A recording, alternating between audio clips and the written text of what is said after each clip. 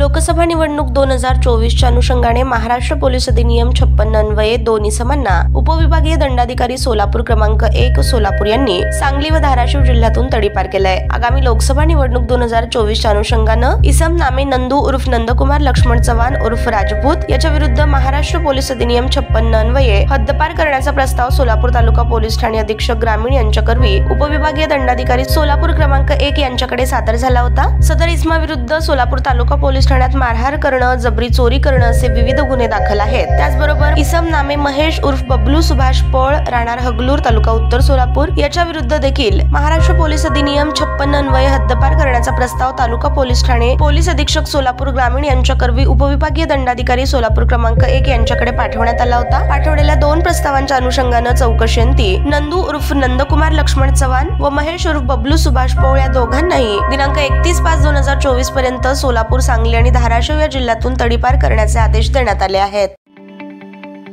ताज्या बातम्या पाहण्यासाठी प्राईम महाराष्ट्र न्यूज चॅनलला सबस्क्राईब करा।